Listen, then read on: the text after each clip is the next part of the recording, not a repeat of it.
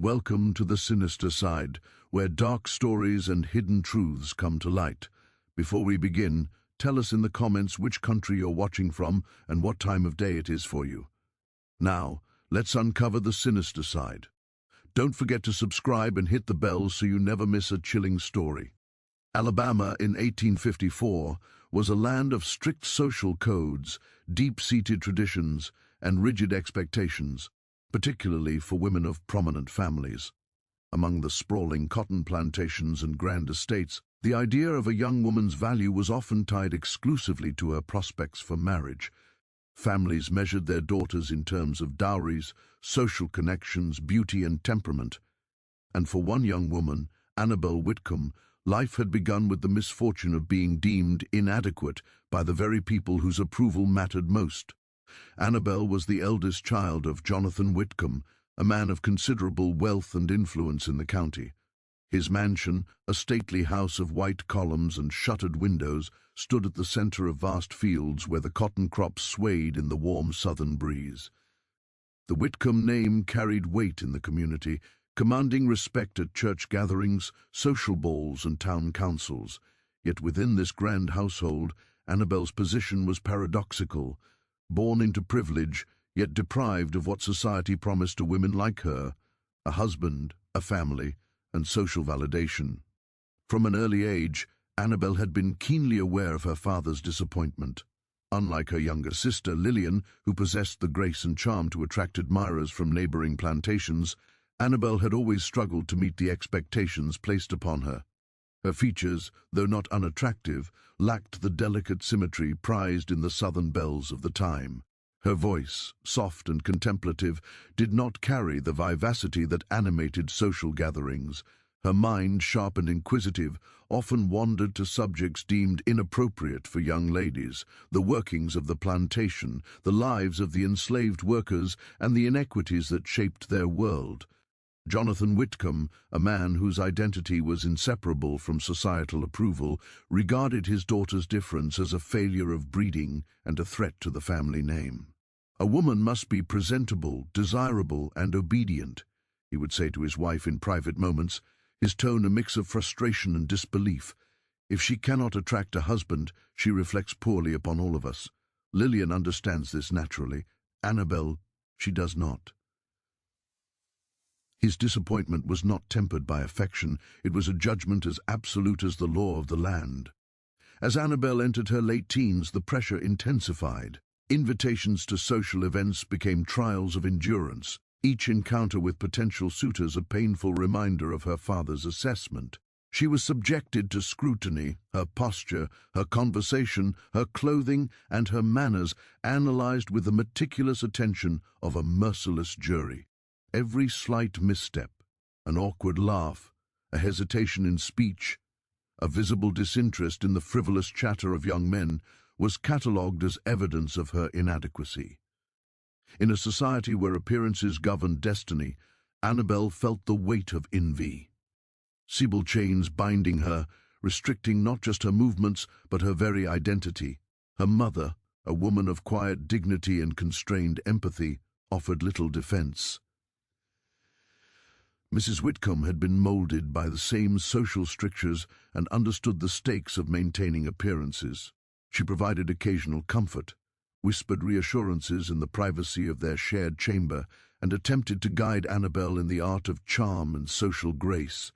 Yet even her maternal support was limited by fear. To openly defend her daughter was to risk the family's reputation and the wrath of Jonathan Whitcomb. And so Annabel learned early that comfort came in fleeting moments, that solace was temporary, and that survival often meant submission to judgment. The community, ever vigilant, had begun to notice Annabel's failure to attract suitors. Gossip, subtle at first, grew louder with each passing year. At church gatherings, whispers accompanied her measured steps down the aisle. At social balls, laughter followed her attempts at conversation. Annabel felt the sting of exclusion, the isolating pressure of being marked as different. She learned to observe without participating fully, to smile without warmth, and to nod politely while her mind wandered to more meaningful matters.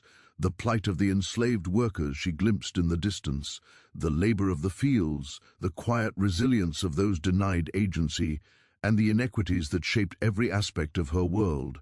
Yet, despite her struggles, Annabel retained a spirit that refused to bend completely. She was inquisitive, perceptive, and brave in small ways. She asked questions about the plantation that others would not dare, wondered why the overseers wielded such unyielding power, and observed the subtle hierarchies among those who labored without recognition or reward. Her compassion extended even to the animals she cared for, the plants she nurtured, and the people around her. These qualities, while admirable in a moral sense, only served to reinforce her father's impatience. They marked her as unconventional, unsuitable for marriage, and ultimately expendable in the rigid calculations of inheritance and family prestige.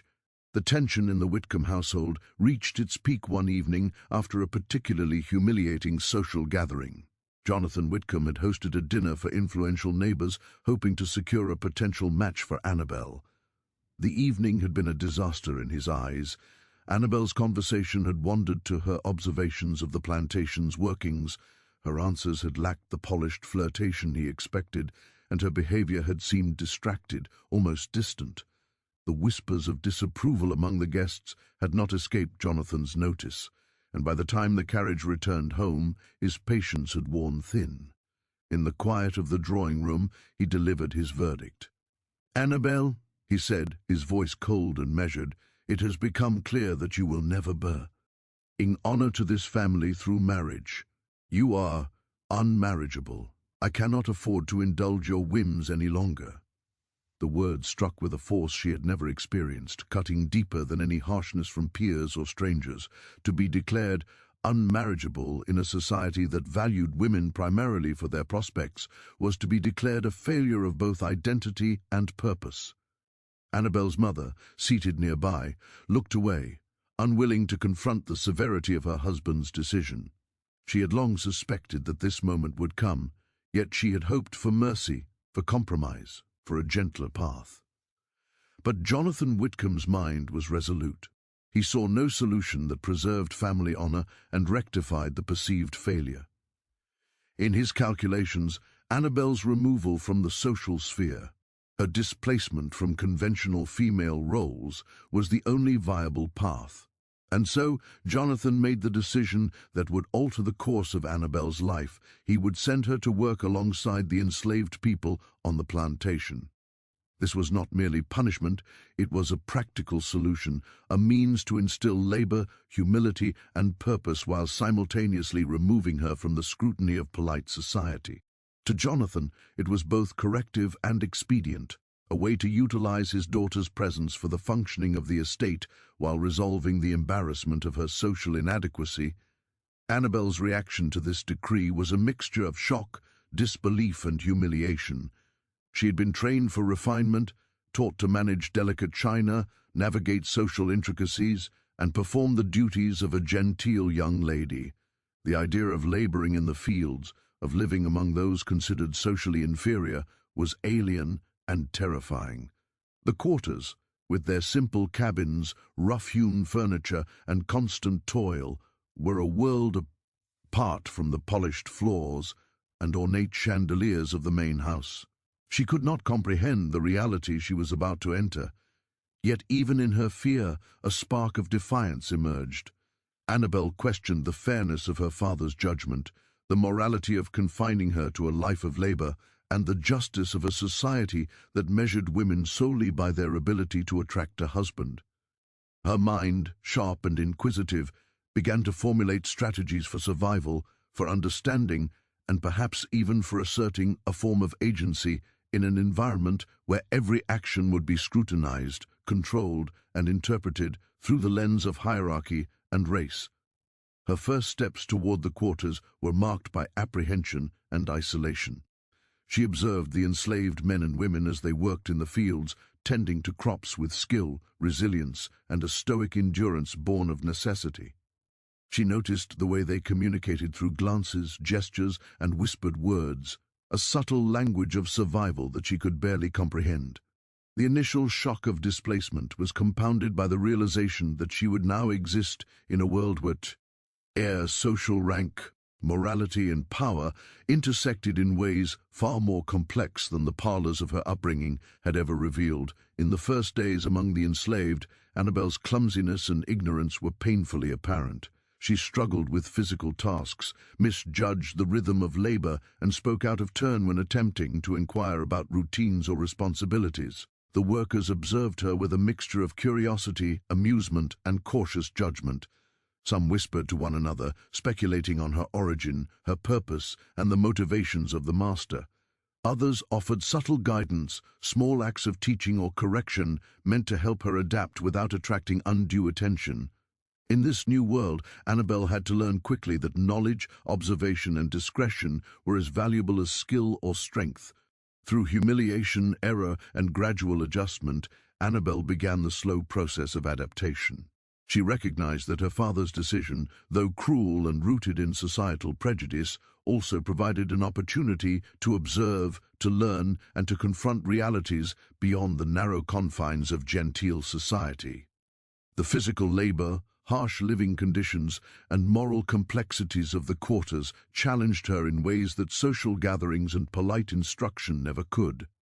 And with each day she began to understand that the measures of worth imposed by her father and society were limited, superficial, and fundamentally flawed. Yet the emotional toll was immense. Annabelle grappled with feelings of rejection, humiliation, and resentment, alternating with moments of curiosity, empathy, and emerging self-awareness. She began to see the humanity of the enslaved workers in ways she had never before considered, recognizing both their suffering and their resilience. The stark contrast between the luxury of her upbringing and the harsh reality of life in the quarters forced her to reevaluate notions of privilege, morality, and justice. By the end of her first year, Annabelle was no longer the naive, untested girl her father had condemned. She had endured physical strain, navigated social hierarchies, and absorbed lessons in empathy, discretion, and moral courage. Her character had begun to reshape itself, forged in the crucible of experience, observation, and interaction with people whose lives had long been marginalized, constrained, and devalued. While society still labeled her unmarriageable, she had begun to recognize her own worth in ways that transcended the limited definitions imposed by family or culture. Annabelle's journey of rejection and displacement set the stage for a larger transformation, a path that would take her from isolation and humiliation to moral insight, empathy, and agency. Her father's decision, intended as punishment, inadvertently opened a door to understanding, growth, and the awakening of conscience. In the quarters, she would confront injustice, navigate complex human relationships, and ultimately discover a form of identity that could never be measured by marriageability or societal approval. Jonathan Whitcomb's decision was not born of sudden anger, but of long-brewing frustration and rigid adherence to societal norms. In his mind, the matter was straightforward. Annabelle, the eldest of his daughters, was failing to fulfill her essential role as a young woman of status. She was intelligent, curious, and perceptive, yes, but she lacked the charm, poise, and beauty that would secure a husband of suitable standing. Her idiosyncrasies, her refusal to feign interest in superficial conversation, and her disregard for the flattery of young suitors had all combined to shape Jonathan's assessment. To him, her value in the eyes of the community had diminished to nearly nothing. The Whitcomb estate had always been a symbol of careful calculation and social positioning.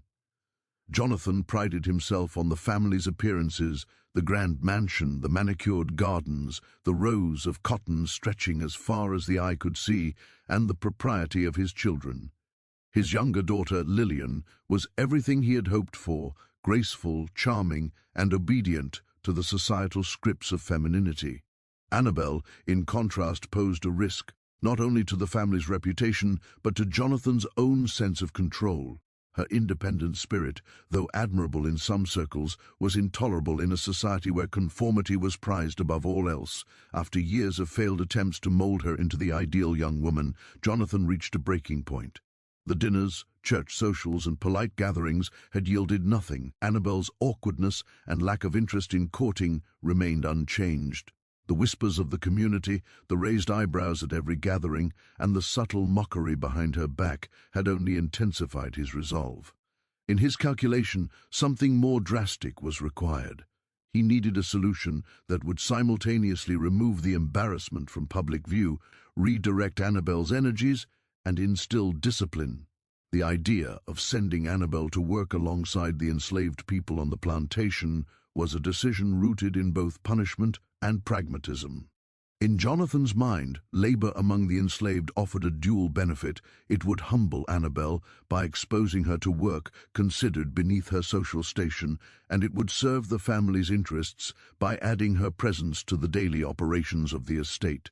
It was a solution that combined practicality with correction, a way to utilize his daughter while also signaling to the community that her failings were being addressed in a controlled, productive manner. The announcement of his decision was deliberate and unwavering. In the drawing room, Jonathan spoke with the authority that had governed the household for decades. "Annabel," he said, his tone precise, leaving no room for argument, "it is clear that your place is no longer within the social sphere. You have failed in the pursuit of a suitable match, and your presence in polite society is both unhelpful and unbecoming. Therefore, you will reside among the enslaved workers on this estate, performing tasks that will teach you discipline, humility, and the value of labor." The word struck Annabel like a physical blow. To be sent from the relative safety and refinement of the mansion into the quarters was not merely a change of scenery, it was a symbolic demotion, a public acknowledgement of failure, and a confrontation with a reality she had never known. She had grown up learning the lessons of etiquette, of composure, and of observing without questioning. Now she would be thrust into a world where physical endurance, practical skill, and keen observation determined survival, and where her social standing, previously unchallenged, would mean little. Jonathan's wife, a woman who had long internalized the expectations of her society, remained silent during the announcement. She had hoped that some compromise might be found, some gentler approach that would preserve the daughter's dignity while satisfying her husband's need for control. But Jonathan's resolve was unyielding, and Mrs. Whitcomb understood that defiance could provoke consequences not only for Annabel, but for the entire family. And so she remained passive, offering only fleeting glances of sympathy, the weight of her compassion constrained by fear and social prudence. The household staff, upon receiving instructions regarding the daughter's reassignment, reacted with a mixture of curiosity, hesitation, and apprehension. The servants, seasoned in navigating the whims of the family, recognized the significance of Jonathan's decision. Annabel was no ordinary young woman. She was the daughter of the master. Yet she was about to be placed among those whose lives were strictly controlled and whose labor sustained the very estate from which she came. The staff anticipated challenges, managing her unfamiliarity with physical work, guiding her through the routines of the quarters and protecting her from both injury and embarrassment. The overseer, a stern man accustomed to managing the enslaved workforce with efficiency and authority, was given explicit instructions regarding Annabel's new role. He was to ensure that she adhered to the routines of labor, understood the hierarchies among the workers, and adjusted to the pace and rigor of daily tasks. The challenge was unique, training a young woman accustomed to refinement, whose social status had previously insulated her from physical toil, required patience and strategic oversight. Yet the overseer accepted the task, recognizing both the opportunity to demonstrate compliance with the master's wishes and the inherent risk of overseeing someone of Annabel's position. As the day of her relocation approached, Annabel experienced a mix of fear, anger, and disbelief. She had imagined many fates as a consequence of her father's judgment: disappointment, isolat, ion, or even forced marriage to a man she could not respect, but nothing prepared her for the reality of labor among the enslaved. The quarters, simple wooden cabins arranged along a dirt path, stood in stark contrast to the mansion's grandeur. The smell of smoke, sweat, and earth pervaded the air, and the sound of work, hose scraping soil, murmured instructions, and occasional shouts echoed across the fields. It was a world both alien and intimidating. Upon arrival, Annabel encountered a range of reactions from the enslaved workers. Some looked upon her with curiosity, assessing her intentions and capabilities. Others displayed skepticism or amusement, perceiving the incongruity of a young woman of her status attempting to navigate the realities of physical labor. A few, guided by wisdom and experience, offered quiet assistance, gestures of instruction, subtle corrections, and advice delivered with discretion.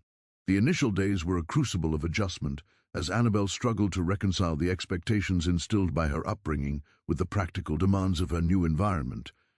Physical labor was more demanding than she had anticipated. Tasks that the enslaved workers executed with practiced skill challenged her in unexpected ways, lifting heavy bundles of cotton, tending to crops under the unforgiving sun, and navigating the constant rhythm of field work left her exhausted and frustrated. Each misstep, every failed attempt to match the pace of others, reminded her of the consequences of her previous privilege. The discipline required to endure these routines was exacting, a stark contrast to the structured lessons of etiquette and composure she had learned in the mansion. Beyond the physical challenges, Annabel had to navigate the social complexities of the quarters.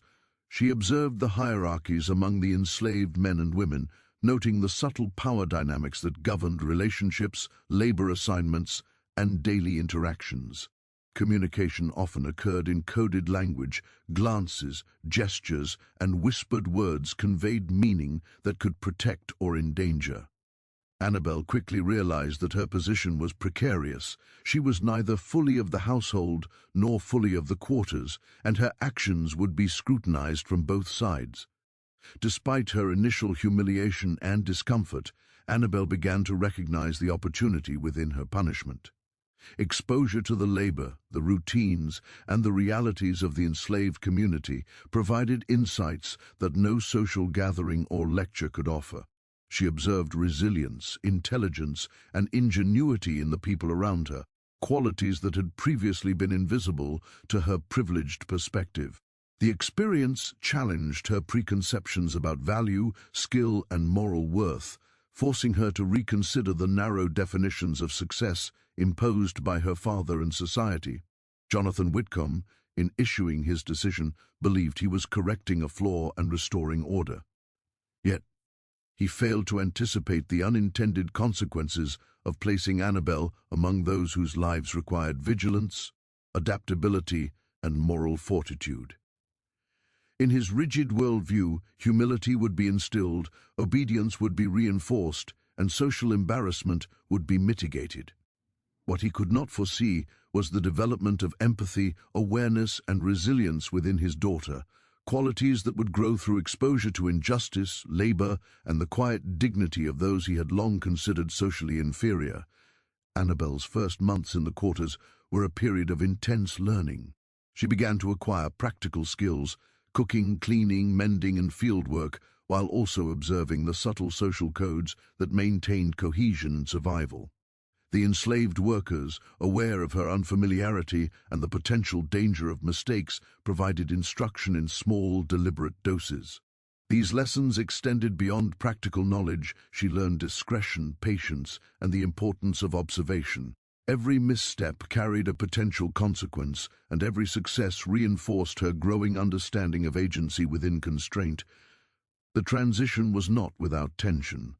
Annabel's presence disrupted established routines and hierarchies. Some workers resented her intrusion, fearing judgment or interference from the master's household. Others viewed her as a potential ally, someone who could be guided to contribute meaningfully without threatening established norms. Through trial and error, negotiation, and observation, Annabel began to find her place, balancing humility with assertion, curiosity with caution, and learning with respect. Her father's harsh decision, intended as punishment and correction, ultimately became a catalyst for transformation. Annabel's relocation to the quarters forced her to confront physical labor, moral ambiguity, social hierarchies, and personal limitation in ways that refined character and insight.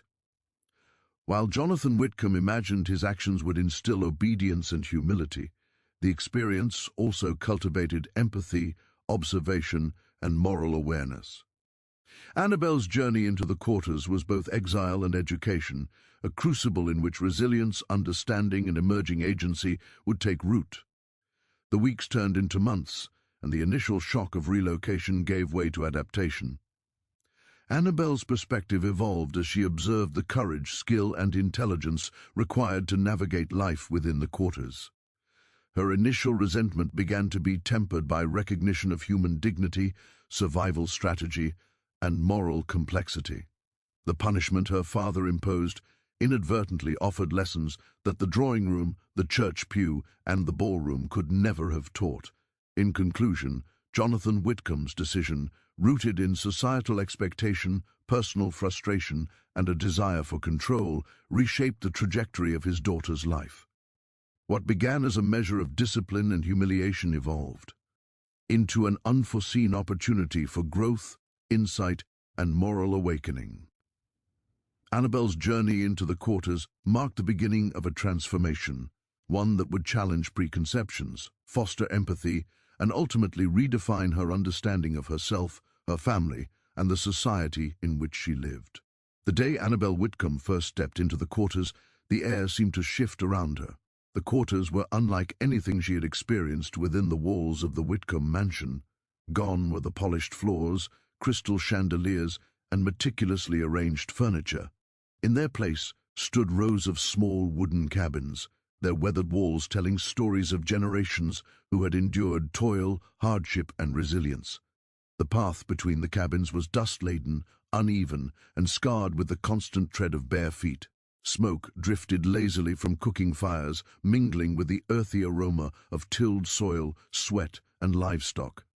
To Annabelle, accustomed to refinement and structure, the quarters were an alien world, simultaneously intimidating and fascinating. As she approached, the enslaved workers paused in their labor to observe her. Eyes, curious, cautious, and occasionally amused, followed her every movement. Some of the older women exchanged subtle glances, silently debating whether she could endure the work, whether she was entitled to sympathy, or whether she represented yet another layer of intrusion from the master's household. Children playing near the cabin stopped mid-step, their games halting as they watched the young woman approach. Even the men in the fields, tending the cotton and the other crops, adjusted their pace to keep an eye on her, aware that her presence was both unprecedented and potentially disruptive. Annabelle's first encounter with the quarters was overwhelming. The noise, the rhythmic scrape of hose against soil, the low murmur of conversation, the occasional laughter or reprimand, was a stark contrast to the hushed elegance of the mansion. The physicality of labor, the intensity of heat, and the necessity of constant awareness unsettled her profoundly. Every movement required calculation, when to speak, when to act, when to observe quietly. She realized immediately that survival here depended on both attentiveness and restraint. Her initial tasks were modest, yet revealing in their difficulty. She was asked to carry water from the nearby well to the cabins, a chore that demanded strength she had never exercised in earnest. The water, heavy in wooden buckets, threatened to spill with every step. She stumbled more than once, drawing suppressed chuckles from onlookers who had grown accustomed to the rhythm of such labor. Each mistake brought a mixture of embarrassment and shame. Annabelle quickly recognized that her previous life of ease and sheltered refinement had left her unprepared for the practical demands of survival in this environment. The enslaved women, seasoned in both labor and survival, become her first teachers. One woman, named Martha, who had been with the Whitcomb household for decades, approached Annabelle cautiously. Her eyes were sharp, assessing, but also tinged with a faint curiosity. "Steady your steps, young miss," she said softly, her voice carrying authority, tempered with patience. "The water does not forgive mistakes, and neither does the world out here. Learn the rhythm, or you'll make it harder than it has to be." Martha's words were delivered gently but with a firmness that immediately impressed upon Annabel the seriousness of her new reality. Other workers observed from a distance, whispering quietly among themselves. Some speculated about the reasons for her presence, her potential for endurance, and the motives of her father. Others debated whether they should offer guidance, intervene in her errors, or simply let her learn through trial and mistake. Their assessments were rapid and silent, shaped by years of navigating the delicate balance between survival, obedience, and discretion under the omnipresent authority of the master's household. Annabel, despite her initial discomfort, approached the tasks with a mix of determination and trepidation. She recognized that failure here would carry consequences beyond embarrassment. In the quarters, missteps could be dangerous, inviting reprimand or derision, or even the inadvertent wrath of overseers. She quickly learned that observation was as critical as physical skill. Watching the workers, noting their techniques, and mimicking their movements allowed her to begin the slow process of adaptation. The social dynamics of the quarters added layers of complexity to her experience. Hierarchies existed not only between the enslaved and the household, but within the enslaved community itself. Age, skill, experience, and temperament determined influence, respect, and authority. Annabel had to navigate these subtle networks carefully. A wrong word, an ill-timed gesture, or display of entitlement could alienate her or, worse, create resentment that would complicate her integration. She began to understand that humility, patience, and careful attention to social cues were essential tools for survival. Her initial interactions with the children of the quarters were instructive. They approached her cautiously, curious about the new presence in their midst, yet wary of her unfamiliarity. Some tested her patience, others attempted to teach her games or routines, and a few simply observed silently. Annabel's attempts to engage were awkward at first, her manners from the mansion clashing with the rough-and-tumble play of the children. Yet over time, she learned to navigate these interactions, understanding the importance of listening, adapting, and responding with empathy. Work in the fields presented another set of challenges. Annabel quickly realized that physical labor required more than effort. It demanded endurance, technique, and constant vigilance. She struggled to keep pace, to mimic the deft motions of planting, weeding, and harvesting that the enslaved workers executed with efficiency born of necessity. Sweat poured from her brow, muscles ached in ways she had never experienced, and her initial attempts were slow and cumbersome. The onlookers, accustomed to precision and skill, offered subtle guidance, correcting her form and providing instruction without overt criticism. Through these early experiences, Annabel began to grasp the rhythm and logic of the quarters. Every action had consequence, every decision mattered, and every observation contributed to understanding. She noticed how tasks were divided according to skill and strength, how cooperation mitigated the strain of labor, and how small gestures of kindness or support reinforced community bonds. The quarters, chaotic at first glance, revealed an intricate order and system of mutual dependence upon closer inspection. One afternoon, while carrying a basket of freshly harvested cotton to the cabin, Annabel encountered her first direct test of discretion. A group of children had gathered nearby, arguing over the distribution of food rations. Voices rose, tempers flared, and the potential for intervention by the overseer loomed. Annabel, uncertain and nervous, instinctively stepped forward to mediate, offering words of comfort and calm. The children hesitated, then gradually responded to her guidance. She realized in that moment that even small acts of intervention carried weight and required careful judgment. Her presence could influence outcomes, for better or worse, and she had to act with both empathy and strategic awareness. The evenings in the quarters brought another dimension to Annabel's adaptation. Life continued beyond the labor, as workers prepared meals, repaired tools, and attended to domestic needs. Conversations, laughter, and whispers created a tapestry of community life, punctuated by the sounds of nightly chores and the quiet conversations of those seeking comfort in each other's presence. Annabel observed, listened, and gradually became attuned to the subtle rhythms of these interactions. She learned that knowledge was not merely practical but social. Understanding relationships, alliances, and unspoken rules was as critical as mastering the physical tasks at hand. Martha and a few other women took Annabel under their wing, offering lessons not only in labor but in survival. They taught her the importance of timing, the careful balance between attention and invisibility, and the ways in which discretion could prevent conflict or danger. Annabel absorbed these teachings, recognizing that her father's punishment had unintentionally provided her with an education unavailable in the mansion, an understanding of resilience, human complexity, and the ethics of care under constrained circumstances. Despite her growing competence, Annabel experienced moments of profound isolation. The quarters, while communal, highlighted her difference in stark relief. Her upbringing, her status as the master's daughter, and her initial ignorance of labor made her an outsider. She struggled with self-doubt, shame, and the lingering sting of her father's judgment.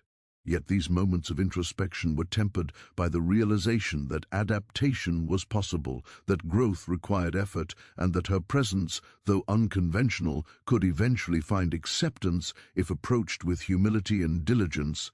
Over time, the physical and social challenges began to reshape Annabel's character. Her hands, once delicate and unused to toil, became calloused, her muscles strengthened, and her stamina improved. Her mind, sharpened by observation and reflection, became more perceptive, attentive to nuance, and capable of understanding human behavior in ways previously unexplored. She began to experience empathy, not abstractly, but in direct response to the struggles, resilience, and ingenuity of those around her. By the end of her first year in the quarters, Annabel was no longer the naive young woman who had arrived with fear and indignation. She had learned the rhythm of labor, the intricacies of social hierarchy, and the subtle language of observation and discretion. She had gained insight into human character, resilience, and morality, recognizing that the measures of worth imposed by her father and society were narrow, superficial, and flawed. The quarters, once a symbol of punishment and humiliation, had become a crucible for growth, understanding, and transformation. Her arrival had also set the stage for deeper relationships and challenges. Friendships would form, conflicts would arise, and her moral consciousness would be tested in ways that demanded courage, judgment, and empathy. The journey she had begun in the first months of her presence in the quarters was only the beginning of a profound evolution, one that would redefine her understanding of self, family, and the society in which she lived. Annabel Whitcomb's first months in the quarters had stripped her of comfort, privilege, and certainty. Yet, in their place, she began to acquire lessons that no refinement, social etiquette, or polite education could have taught. Life in the quarters was not merely a matter of enduring labor, it was a continuous negotiation with circumstance, morality, and the intricate social webs that allowed enslaved people to survive, endure, and even preserve fragments of autonomy. Annabel soon realized that adaptation required more than physical resilience. It demanded observation, empathy, patience, and above all, discretion. The earliest lessons were practical. Each day brought new tasks, each with its own rhythm, tools, and methods honed through years of experience. Cooking, cleaning, laundry, mending clothes, tending small gardens, and carrying water became her primary duties. At first she struggled. The work was physically exhausting, requiring muscles she had seldom mastered. Her hands blistered from scrubbing floors and washing heavy garments in cold water. Her arms ached from hauling buckets of water and bending repeatedly to tend the garden. Every mistake drew quiet scrutiny from the women who had done these tasks since childhood, and Annabel quickly recognized that her failures were not only inconvenient, they could mark her as clumsy, weak, or unfit, traits that might alienate her from those around her.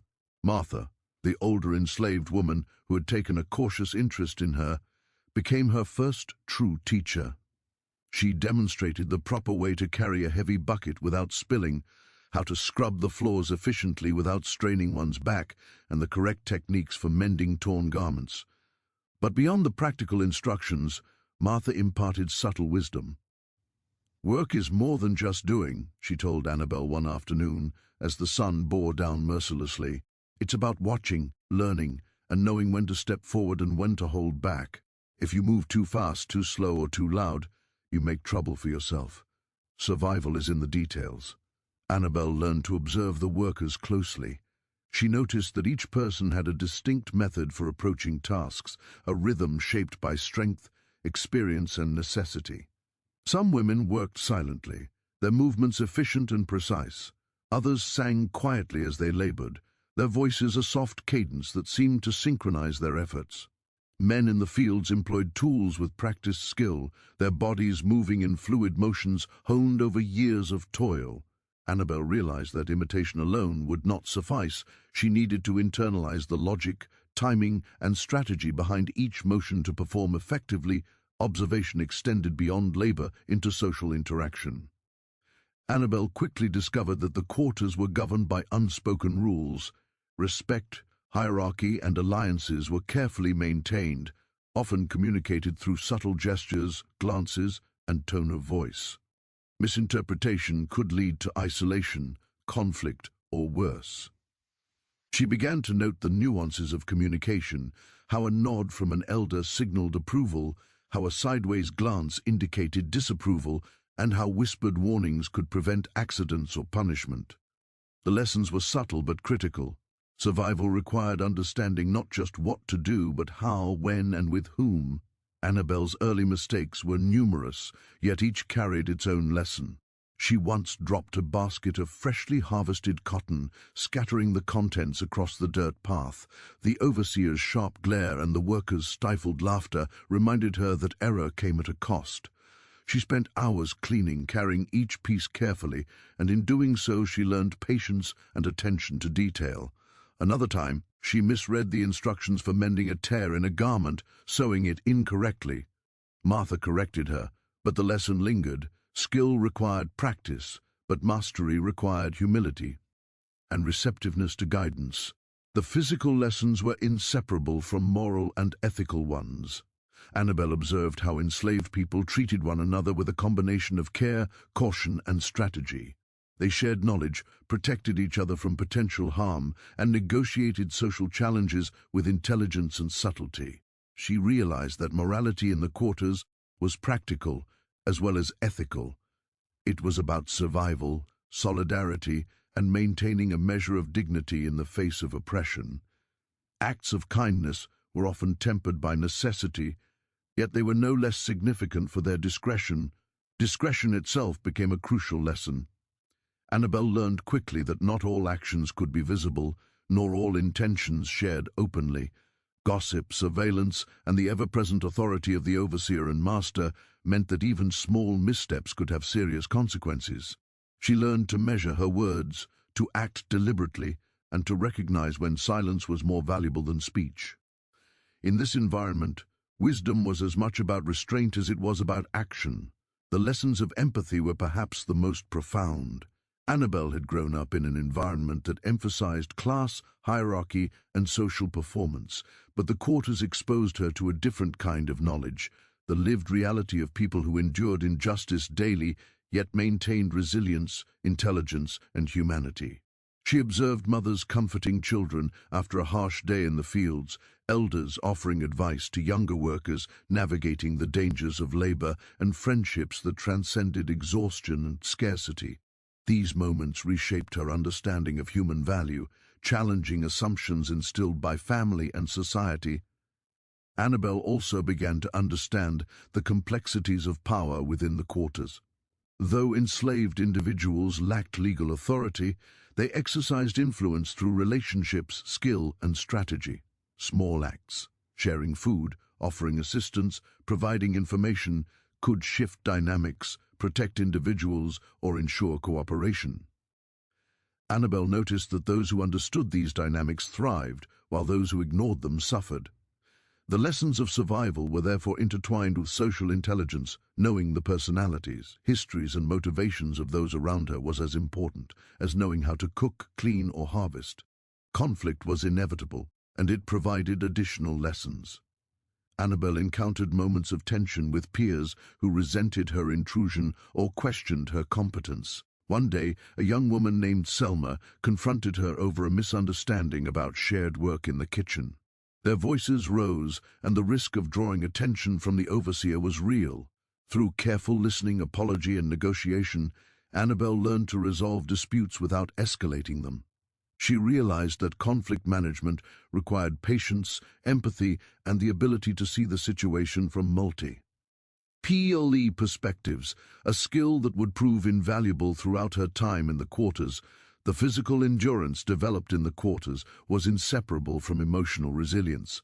Days were long, often beginning before sunrise and ending after sunset, punctuated by chores, meals, and minimal rest. Annabel discovered muscles she never knew existed, stamina she doubted she could possess, and the ability to push through fatigue while maintaining focus. She also discovered that emotional resilience, the capacity to absorb humiliation, navigate tension, and maintain dignity, was equally important. Each day was a test of mind, body, and spirit. Education, both formal and informal, emerged in unexpected ways. Annabel learned from observation, from whispered advice, and from hands-on experience. She discovered the practical mathematics of measuring ingredients, the logic of planting rows, and the timing of tending crops. She also absorbed lessons about human behavior, morality, and survival that could not be learned from books or tutors. Knowledge, she realized, was not limited to the mansion or classroom. It existed wherever life demanded intelligence, strategy, and adaptability. Small victories reinforced her learning. Completing a task efficiently without oversight, assisting someone discreetly, or navigating a social interaction successfully brought satisfaction and confidence. Each success was proof that she could adapt, that the skills of observation, patience, and empathy were effective tools, and that her father's judgment of her as unmarriageable did not define her worth or potential. Annabel began to take pride in her abilities, recognizing that her strength lay not in social approval, but in competence, understanding, and moral integrity. Mentorship played a critical role.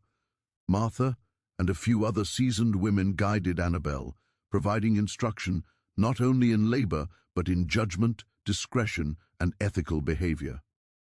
They offered lessons in reading situations, predicting outcomes, and balancing personal safety with moral responsibility. Annabel absorbed these teachings, understanding that true survival required both physical capability and psychological acumen. Her education was holistic, encompassing skill, social intelligence, and ethical reasoning. Annabel's self-perception evolved alongside her abilities. The shame and humiliation of her father's judgment gradually transformed into a sense of agency. She realized that her value was not determined by marriageability, social approval, or superficial charm, but by her capacity to adapt, understand, and act with integrity. The lessons of survival in the quarters were forging a new identity, one grounded in resilience, empathy, intelligence, and moral awareness. By the end of her first year in the quarters, Annabel was no longer the fragile, naive young woman her father had condemned. She could perform tasks with skill, navigate complex social networks, manage conflict with prudence, and recognize the subtle interplay of morality and strategy required for survival. Her hands bore the marks of labor, her mind carried the lessons of observation, and her heart had begun to understand empathy and justice in ways that her upbringing had never allowed. The quarters, initially a symbol of punishment and humiliation, had become a crucible for transformation. Annabel's understanding of work, morality, and human behavior deepened daily. She had learned to balance action with discretion, strength with patience, and empathy with strategy. These lessons, acquired through necessity and observation, would serve as the foundation for her evolving identity, shaping her decisions, relationships, and moral framework in the years to come.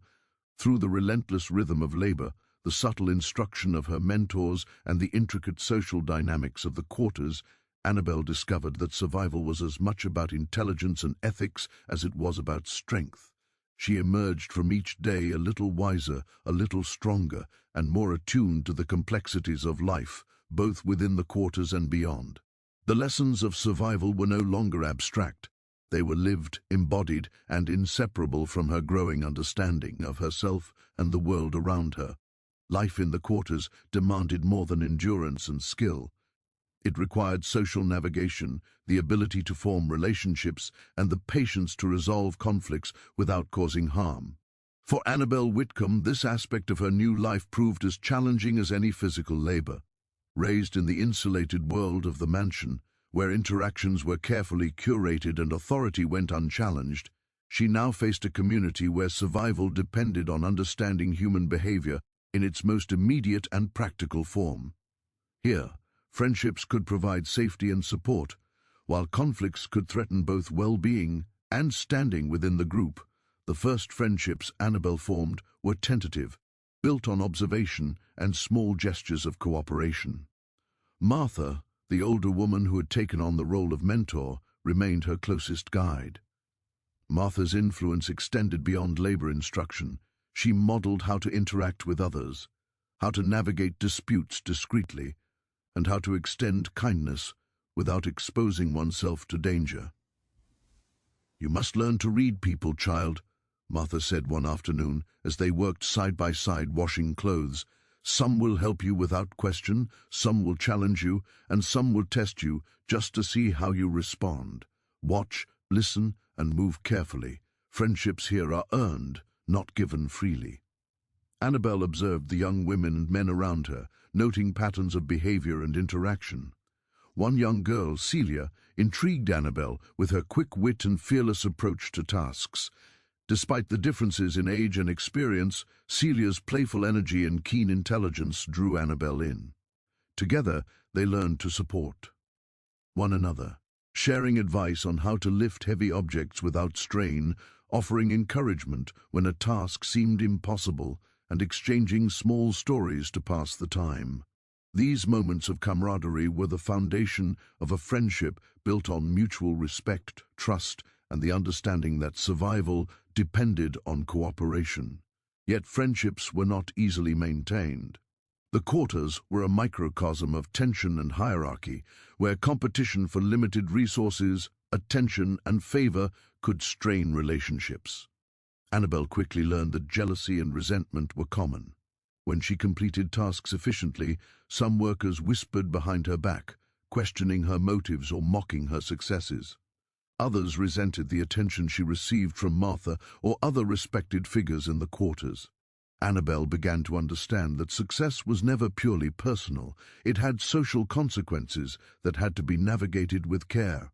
One conflict arose early in her time among the workers. A young man named Thomas, skilled in fieldwork and respected by peers, became wary of Annabel's presence.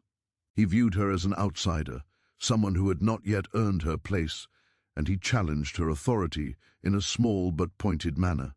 During a particularly hot afternoon, as they worked side by side planting rows of cotton, Thomas criticized her technique, drawing the attention of nearby workers. Annabel felt her frustration rise, tempered only by the memory of Martha's advice, patience, discretion, and careful observation. She responded not with anger, but with measured attention, adjusting her technique and acknowledging his skill. Over time, Thomas's initial hostility softened, and a begrudging respect developed between them, built on competence, humility, and consistency. Conflicts of a more subtle nature also emerged. Gossip, misunderstandings, and cultural differences created tension that required careful negotiation. Annabel had to learn when to speak, when to remain silent, and when to mediate disputes. She became adept at reading moods, sensing potential conflicts before they escalated, and offering guidance in ways that diffused tension rather than inflaming it. These skills, invisible yet essential, were as crucial to her survival as physical labor. Friendships, once established, offered more than emotional support. They became practical lifelines. Annabel learned to share resources discreetly, offer assistance when others were struggling, and provide cover when mistakes occurred. Celia, for instance, taught her how to navigate the early morning routines efficiently, ensuring that chores were completed before overseers arrived. Thomas shared insights into the hidden rhythms of the fields, showing her where the soil required careful attention and where tasks could be expedited. Through these relationships, Annabel began to recognize the power of collective knowledge and mutual aid in the face of constant challenge. Romantic curios. Itty, though subtle, also entered Annabel's social world. The quarters were a place where human emotions, attraction, and companionship coexisted with labor and survival. Annabel noticed the glances exchanged between young men and women, the fleeting touches, and the whispered conversations that hinted at budding affection. Though she was cautious, given her status and the precariousness of her position, she could not help but feel a sense of curiosity and, at times, longing. These nascent feelings were tempered by awareness. Emotional expression carried risk, and attachment required careful negotiation of trust, discretion, and intention. Annabel's attempts at forming deeper connections were occasionally met with resistance. Some workers resented her presence, viewing her as privileged and untested. Her mistakes in early tasks, her unfamiliarity with labor, and her status as the master's daughter were points of contention. At first, she encountered subtle exclusion, tasks assigned without consultation, whispered comments behind her back, and avoidance by those who distrusted her motives. These experiences, though painful, provided critical lessons in humility, perseverance, and the long-term cultivation of trust. One significant turning point occurred during a shared labor in the fields. A sudden injury, an overturned basket and a sprained ankle, left a worker named Eliza vulnerable. Annabel, recognizing the immediate danger, stepped in to assist, carefully supporting Eliza while others offered guidance. This act of quiet courage and empathy shifted perceptions. Observers who had been skeptical began to acknowledge her presence as constructive, recognizing her willingness to act not for personal gain, but to aid others. Trust, once tenuous, began to form, and Annabel realized that relationships in the quarters required both action and integrity. Friendship and conflict were also intertwined with the lessons of hierarchy and respect. Annabel noted that some individuals wielded influence not through authority granted by the master, but through skill, experience, and social acumen.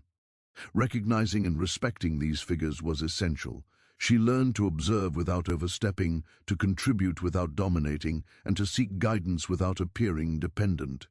These subtle negotiations shaped her understanding of leadership, cooperation, and the balance between individuality and community. The emotional dimension of friendship was equally important. Annabel discovered that shared experience, empathy, and solidarity created bonds that extended beyond labor. Conversations during brief rests, quiet exchanges of advice, and moments of laughter amidst hardship reinforced a sense of belonging. Celia, Thomas, and others became not only collaborators but confidants, teaching Annabel that connection could be both practical and deeply human. These relationships provided solace in moments of exhaustion, encouragement in times of doubt, and perspective when she grappled with the moral complexities of her environment. Yet conflict remained a constant companion. Misunderstandings, competition, and differing priorities created tension that required careful management. Annabel learned the art of reconciliation, acknowledging mistakes, offering apologies, and finding compromise. She observed how Martha mediated disputes, balancing fairness with discretion, and began to emulate these strategies. Through trial and error, Annabel developed a nuanced understanding of human behavior, recognizing that conflict was not merely an obstacle, but a mechanism for growth, negotiation, and social cohesion. The interplay of friendship and conflict extended to her relationship with the overseers. Though their authority was absolute in the fields, subtle negotiation was possible. Annabel learned to anticipate instructions, complete tasks efficiently, and demonstrate competence without drawing undue attention. Small acts of respect, timely compliance, and thoughtful observation minimized friction, allowing her to maintain positive relationships with those in power while simultaneously cultivating trust and solidarity among her peers. By the end of her second year in the quarters, Annabel had transformed socially as much as she had physically. She could navigate friendships with care, mediate conflicts with discretion, and understand the intricate web of relationships that sustained life within the quarters. Her presence, initially disruptive, had become integrated into the social fabric, and her ability to balance empathy, observation, and strategic action had earned her a measure of respect. Friendships had taught her loyalty, cooperation, and the value of shared experience. Conflicts had taught her patience, humility, and the importance of discretion. Together, these lessons shaped her understanding of human nature, morality, and the delicate balance required to thrive in a constrained and complex environment. Annabelle's social education was now inseparable from her physical labor, ethical development, and emerging sense of agency. Her father's earlier judgment that she was unmarriageable had defined her in terms of social desirability and superficial standards. Life in the quarters revealed a different metric: competence, integrity, empathy, and resilience. Annabelle's worth was no longer determined by societal approval or appearance, but by her ability to navigate relationships, adapt to challenges, and act with moral intelligence. The friendships she nurtured and the conflicts she resolved became integral to her emerging identity, shaping a young woman capable of leadership, empathy, and thoughtful judgment. Annabelle's experiences in this section of her journey laid the groundwork for more profound moral and ethical awakenings. The bonds she formed, the conflicts she managed, and the lessons she absorbed provided her with a framework for understanding human behavior, injustice, and resilience. Friendships and conflicts were not simply social interactions, they were crucibles for character, shaping her capacity for empathy, courage, and strategic thinking. In conclusion, the complex social landscape of the quarters demanded that Annabelle Whitcomb learn quickly how to form alliances, navigate tensions, and act with both discretion and integrity. Friendships provided support, guidance, and emotional sustenance, while conflicts offered lessons in humility, patience, and negotiation. Together, they taught her that survival was not solely a matter of labor or endurance, but of understanding, connecting, and acting wisely within a community. The relationships she forged and the tensions she managed were pivotal in her transformation from a sheltered, unmarriageable young woman into someone capable of empathy, courage, and moral insight. As Annabelle Whitcomb settled into the rhythm of life in the quarters, she began to witness the harsh realities of the world she had previously been sheltered from. The plantation, which had once appeared to her as a well-ordered and almost idyllic estate from the vantage point of the mansion, revealed itself to be a place defined by power, inequality, and relentless labor. Here, the human cost of wealth yielded severe consequences. Annabelle began to understand that the system was designed not to ensure fairness, but to maintain control, obedience, and efficiency. This awareness awakened in her a growing sense of moral outrage, tempered by the recognition that direct confrontation was rarely safe or effective. Injustice manifested in subtler ways as well. Food was rationed unequally, tools were hoarded or withheld, and opportunities for rest or relief were often granted according to favoritism rather than need. Annabelle observed how these small imbalances accumulated over time, creating stress, resentment, and tension among the workers. She noticed that those who understood these dynamics could navigate the system more effectively, leveraging relationships, timing, and knowledge to protect themselves and others. Annabelle began to grasp that survival required not only physical skill but social intelligence, strategy, and ethical decision-making. One particularly poignant moment occurred when Annabelle encountered a mother struggling to care for her sick child.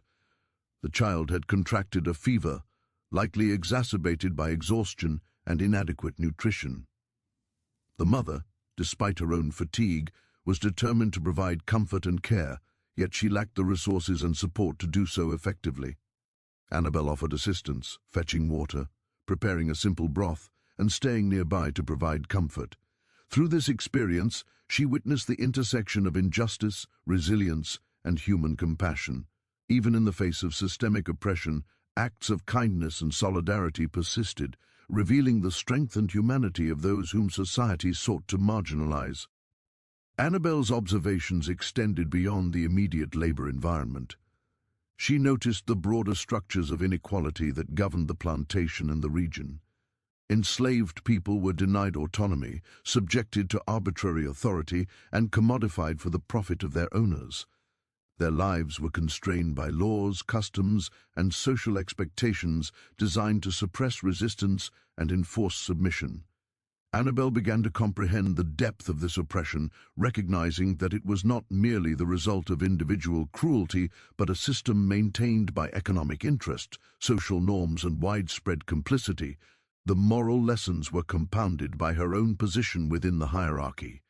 As the master's daughter, Annabelle was afforded a measure of protection, privilege, and access that the enslaved workers did not enjoy.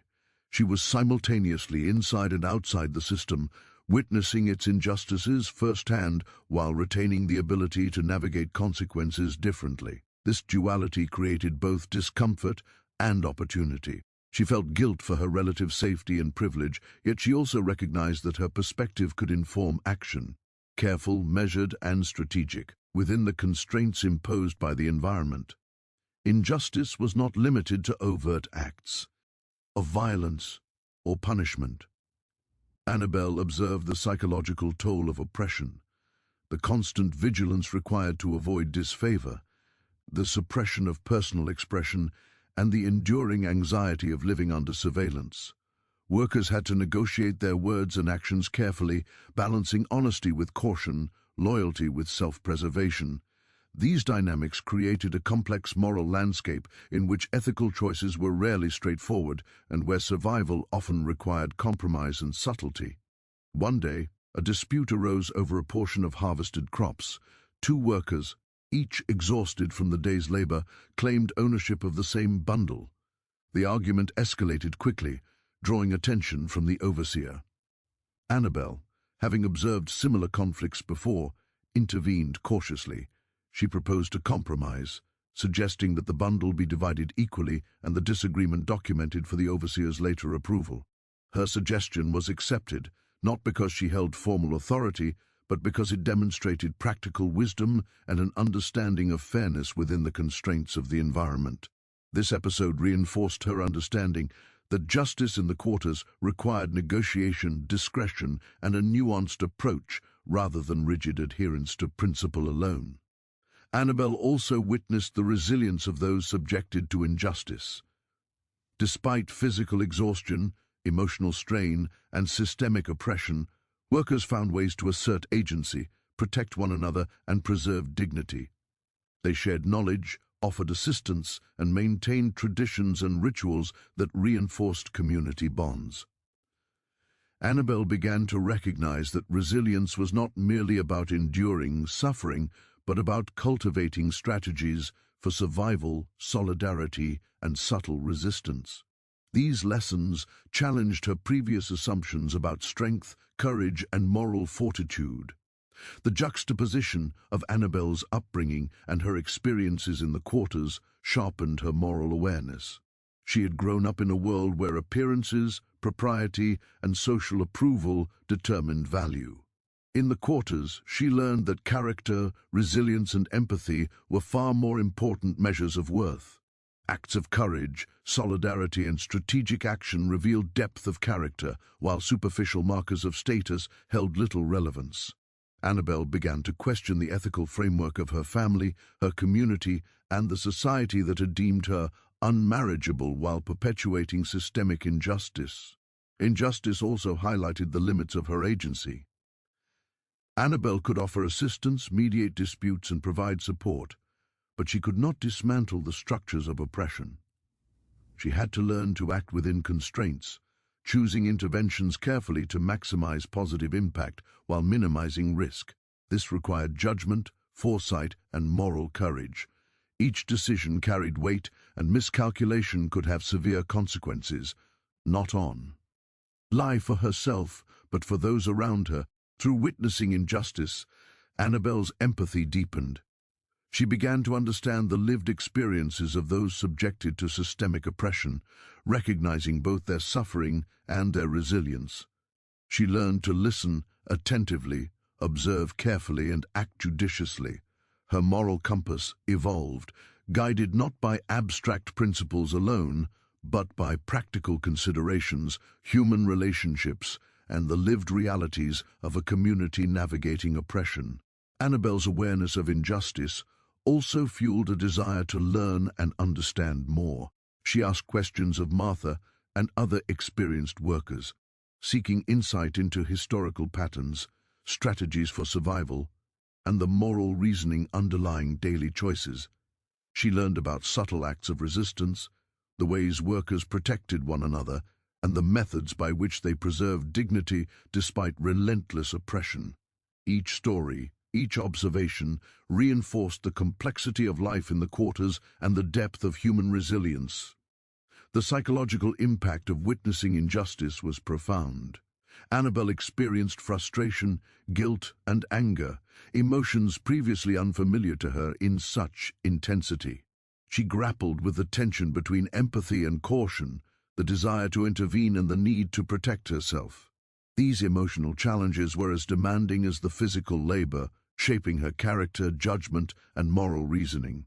Through reflection, she learned to channel her feelings into strategic action, balancing compassion with prudence. By the end of her first year witnessing injustice in the quarters, Annabelle had gained insights that extended far beyond the confines of the plantation.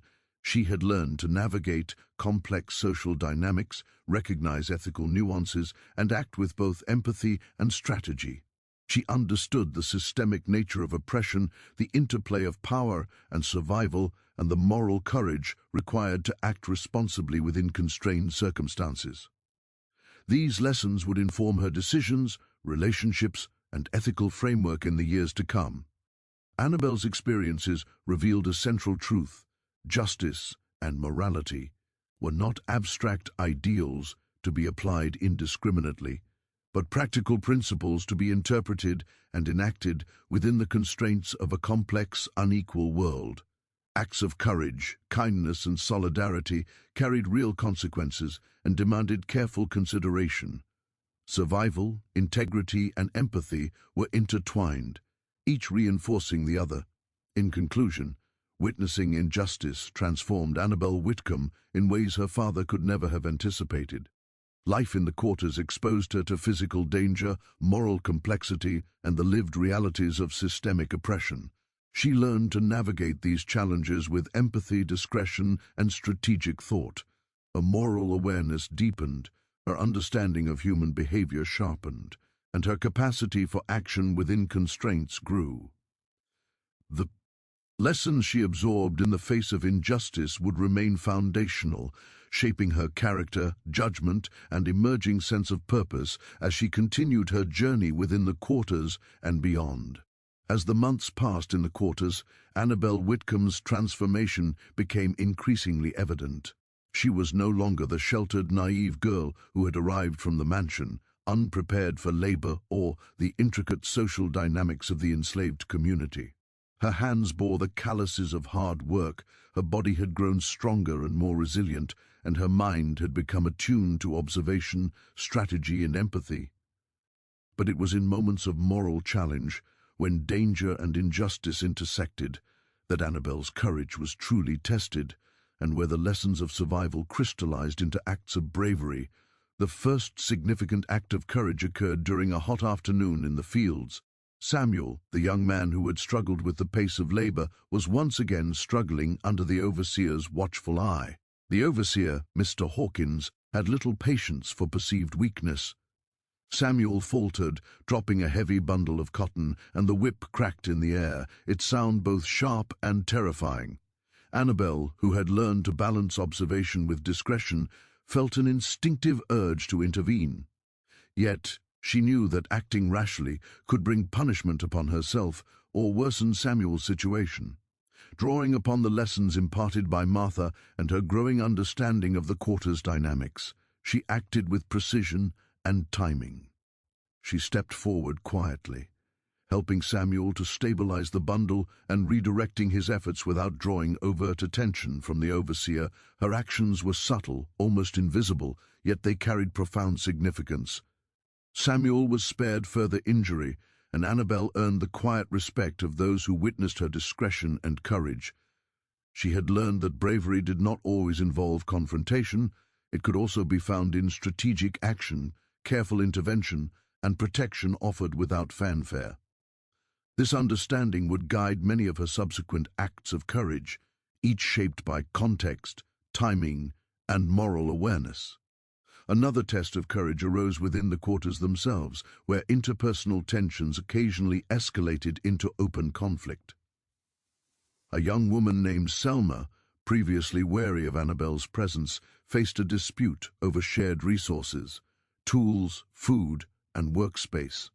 The argument threatened to draw the attention of the overseer, which could result in punishment for both parties. Annabel, recalling previous lessons in mediation and the subtle dynamics of the community, intervened.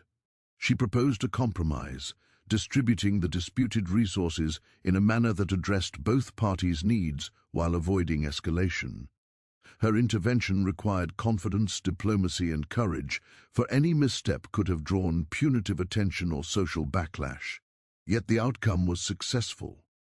The conflict was diffused, and her reputation as someone capable of careful, courageous action grew. Physical danger also became a recurring arena in which Annabel's courage was tested. One sweltering summer afternoon, a fire broke out near the quarters. A discarded ember from a cooking fire ignited the dry grass, spreading rapidly toward the cabins. Panic surged as workers scrambled to protect their homes, children, and livestock. Annabel, despite her fear, acted decisively. She helped to form a bucket brigade, coordinating efforts to douse flames, guiding children to safety, and assisting those who were injured or trapped. Her leadership was marked by calm decisiveness, an ability to anticipate hazards, and the courage to act under extreme pressure.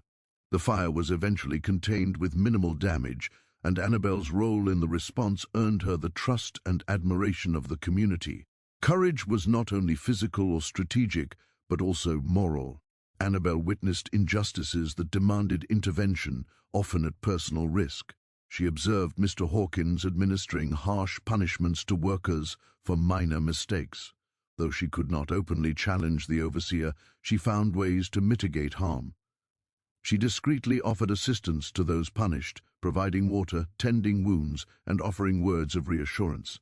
These acts, though subtle, required moral fortitude, for they involved navigating a delicate balance between compassion and self-preservation. One particularly striking act of moral courage involved a child named Lila, whose health had been compromised by exhaustion and illness. Lila's mother, overwhelmed by her own labor demands, struggled to provide adequate care. Annabel recognized the danger and took it upon herself to intervene. She prepared meals, fetched water, and remained vigilant in monitoring the child's condition. Her actions went beyond simple kindness. They were a conscious, courageous choice to protect a vulnerable life within a system that often disregarded the welfare of its youngest members. Through these efforts, Annabel demonstrated that courage could manifest as care, compassion, and proactive moral responsibility. The complexity of her courageous acts deepened as Annabel navigated relationships within the quarters. Friendships, while supportive, also presented challenges that required bravery. She sometimes had to mediate disputes, protect peers from unjust accusations, or advocate for fairness in situations where she held no formal authority. Each intervention demanded judgment, emotional resilience, and a willingness to assume responsibility for outcomes that were often uncertain. These experiences reinforced her understanding that courage was not a singular act, but a sustained practice, involving repeated decisions to act ethically in the face of risk. Annabel's evolving moral awareness allowed her to recognize the interconnectedness of actions and consequences. She understood that interventions could ripple through the community, affecting not only those directly involved, but also the broader social fabric. Her courage, therefore, was tempered by strategy. She chose her moments carefully, considered potential outcomes, and acted in ways that maximized positive impact while minimizing harm. This balance between moral conviction and practical foresight became a defining feature of her character. The quarters themselves provided ongoing lessons in courage through observation. Annabel watched how experienced workers navigated threats from overseers, protected one another from harm, and maintained dignity under oppression. She learned to recognize subtle acts of defiance, small gestures, whispered warnings, and covert strategies that preserved autonomy and morale. These examples inspired her, illustrating that courage could be measured not only in dramatic confrontations, but also in persistent, thoughtful resistance. One day, a particularly challenging situation arose involving Thomas, the young man who had initially been wary of Annabel's presence. He faced unjust punishment for a minor mistake in the field, and the overseer's anger threatened to escalate into physical violence. Annabel intervened discreetly, using her knowledge of the overseer's routines and her growing influence within the quarters to redirect attention and protect Thomas from harm. Her actions required not only courage, but also an understanding of timing, authority, and social dynamics. Thomas survived the encounter unscathed, and Annabel's reputation as a courageous and intelligent actor was further solidified. Acts of courage were also interwoven with personal growth. Annabel learned to confront fear, manage anxiety, and act decisively despite uncertainty. Each successful intervention reinforced her confidence, while each misstep provided valuable lessons in judgment, strategy, and humility. Over time, courage became not an occasional display, but an integral aspect of her identity, a lens through which she approached challenges, relationships, and ethical dilemmas. The moral and ethical dimension of courage was especially pronounced in situations that involved protecting vulnerable members of the quarters. Annabel witnessed the delicate balance required to ensure safety without drawing punitive attention. She learned to anticipate risks, coordinate discreet assistance, and provide support in ways that reinforced dignity and autonomy. These acts required empathy, foresight, and moral integrity, highlighting the complexity of courage in a constrained and oppressive environment. Annabel's courage was further tested by moments that required direct confrontation. On one occasion, a worker accused of theft faced severe punishment, and the atmosphere was tense with fear and anticipation. Annabel, understanding the broader context and the truth of the matter, intervened by quietly presenting evidence and testimony that clarified the situation. Her AC Chians were risky, as they challenged the immediate authority of the overseer, but they ultimately prevented unjust punishment. This episode reinforced her understanding that courage often involved calculated risk, moral clarity, and a commitment to justice. The cumulative effect of these acts of courage transformed Annabel's standing within the quarters. She became a trusted figure not because of her social status as the master's daughter, but because of her demonstrated reliability, empathy, and moral intelligence. Workers sought her guidance, valued her interventions, and included her in decision-making processes. Her influence was subtle but meaningful, reflecting the respect earned through consistent ethical action rather than imposed authority.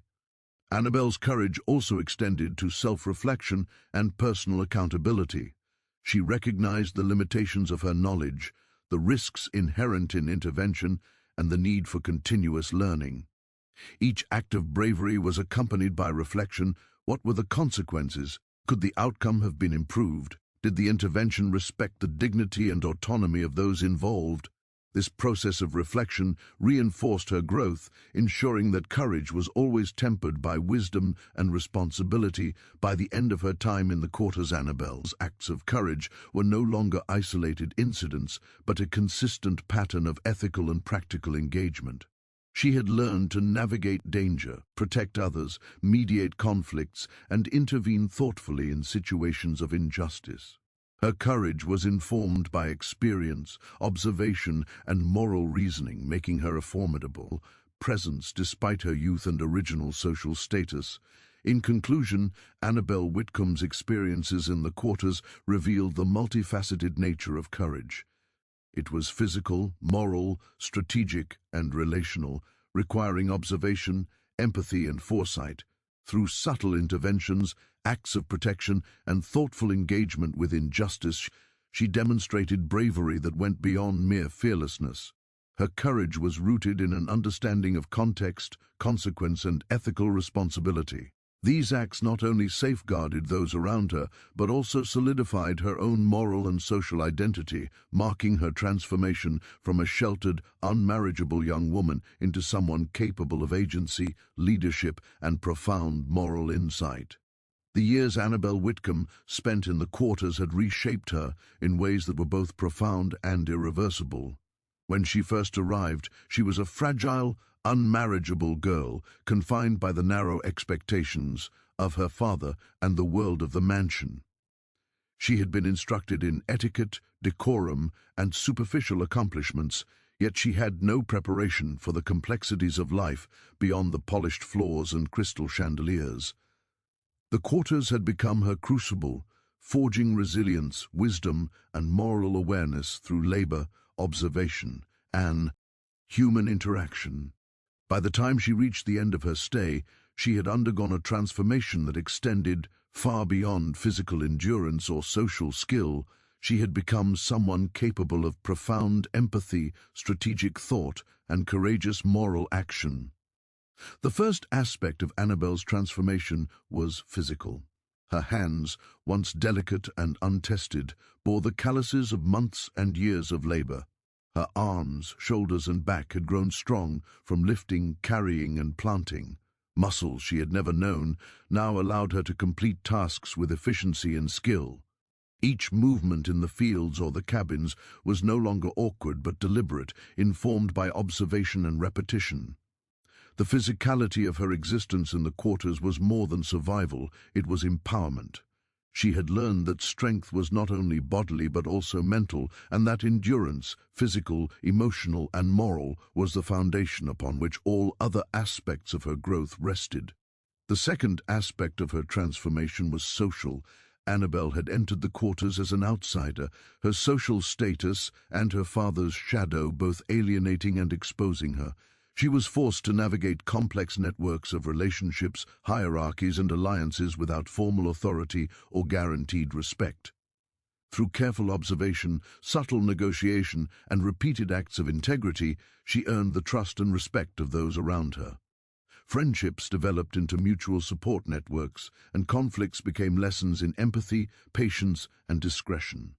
Annabel learned to mediate disputes, anticipate challenges, and offer assistance in ways that reinforced social cohesion. Her presence, initially disruptive, became integrated into the rhythms of the quarters. She had not only adapted, but had also become a valued and influential member of the community. The moral dimension of her transformation was perhaps the most profound. Annabel had witnessed systemic injustice, harsh punishments, and the inequities inherent in the plantation system. She had seen suffering that she could neither ignore nor fully prevent. These experiences forced her to confront the limitations of privilege, the responsibilities of empathy, and the complexities of ethical action. Through acts of courage, whether intervening subtly to prevent harm, supporting the sick, or mediating conflicts, she developed a nuanced understanding of morality. Annabel realized that ethical behavior was not merely adherence to rules, but required discernment, foresight, and a willingness to act despite risk. Courage and compassion were inseparable, and true moral action often required subtlety and strategic thinking. Reflection became a critical part of her transformation. Each day in the quarters offered opportunities for observation, introspection, and learning. She reflected on her mistakes, celebrated her successes, and considered the consequences of her actions on those around her. This habit of reflection strengthened her judgment and deepened her understanding of human behavior. She learned to recognize patterns of injustice, predict outcomes, and make informed choices that balanced personal safety, communal well-being, and ethical responsibility. Over time, reflection became a guiding principle in her life, ensuring that each act of courage or kindness was deliberate, considered, and effective. Annabel also learned the power of resilience. Life in the quarters was defined by adversity, harsh labor, scarce resources, and constant oversight. Yet she observed resilience not only in herself, but in every person around her. Workers endured exhaustion, pain, and injustice while preserving dignity, nurturing relationships, and sustaining hope. She saw mothers comforting children, elders guiding the young, and friends protecting one another through subtle acts of solidarity. This resilience was not passive endurance, it was active engagement with the challenges of life, an assertion of humanity in the face of dehumanization. Annabelle absorbed these lessons deeply, understanding that resilience required both inner strength and communal support. Another crucial aspect of her transformation was the development of empathy. Initially, Annabelle's understanding of the lives of the enslaved workers was superficial, shaped by curiosity and limited observation. Over time, however, she began to grasp the full weight of their experiences, the constant labor, the precariousness of survival, the subtle and overt injustices, and the courage required to navigate such a world. She learned to recognize the humanity in every gesture, to value insight as much as skill, and to respond with care and understanding. Her empathy became informed by experience, reflection, and moral reasoning, enabling her to act not out of obligation or pity, but from a genuine commitment to justice and compassion. The transformation was not without emotional complexity. Annabelle grappled with guilt, frustration, and fear, emotions that surfaced as she witnessed suffering she could not fully alleviate. The tension between her privilege and the oppression she observed created discomfort and self-reflection. Yet these emotions became catalysts for growth rather than impediments. They pushed her to act thoughtfully, to balance courage with discretion, and to seek solutions that honored both morality and pragmatism. Annabelle learned that emotional intelligence, the capacity to recognize, manage, and channel emotions, was as vital to survival and moral action as physical skill or social acumen. Her transformation also included a redefinition of personal identity. Annabelle began to measure her worth not by societal expectations, her father's judgment, or superficial appearances, but by competence, ethical behavior, empathy, and resilience. The label of unmarriageable lost its power as she discovered the strength, intelligence, and moral clarity she possessed. She understood that her value lay not in external validation, but in her ability to act wisely, courageously, and compassionately within the constraints of her environment. This shift in self-perception was liberating, allowing her to embrace agency, responsibility, and a deeper understanding of human dignity. The cumulative effect of these experiences was a profound sense of interconnectedness. Annabelle realized that every action had consequences that extended beyond herself. Intervening to assist someone in the field, mediating a dispute, or offering care to the sick created ripples throughout the community. Similarly, acts of injustice or negligence had broader effects, reinforcing the importance of responsibility, awareness, and ethical engagement. Annabelle's understanding of interconnectedness reinforced her commitment to thoughtful, courageous action and shaped her approach to relationships, labor, and moral dilemmas. By the end of her time in the quarters, Annabelle's transformation was visible to all who knew her. Workers respected her judgment, observed her courage, and trusted her discretion. Overseers recognized her competence and reliability, even if they remained unaware of the moral and ethical growth she had undergone. Annabelle herself recognized the distance she had traveled from the timid, untested girl who had first arrived. She had learned resilience, empathy, moral reasoning, social intelligence, and strategic action. Her education in the quarters, though unconventional and born of hardship, had equipped her with a profound understanding of life, humanity, and her own capabilities. Reflection upon her experiences also revealed the limitations of her previous world. The mansion, with its rules, decorum, and expectations, had offered a narrow vision of life. The quarters had expanded her understanding, showing her the depth of human experience, the complexity of ethical action, and the courage required to live with integrity under oppression. Annabel came to understand that true education was not measured in accomplishments, etiquette, or approval, but in the capacity to observe, understand, and act with wisdom, empathy, and courage. The moral and ethical lessons of her time in the quarters would stay with Annabel long after she left. She had learned that injustice required response, but that response must be informed by observation, strategy, and empathy. She understood that courage was multifaceted, encompassing physical bravery, moral conviction, and strategic discretion. She had witnessed resilience, nurtured friendships, and mediated conflicts, gaining a comprehensive understanding of human behavior and ethical responsibility. Her transformation was not merely survival, it was the cultivation of character, wisdom, and moral fortitude. Annabel also recognized the significance of memory and storytelling. The experiences, relationships, and lessons of the quarters were not solely for personal growth. They were also a repository of history, culture, and resilience. She understood the importance of bearing witness, preserving stories, and acknowledging the humanity of those whose lives were constrained by oppression.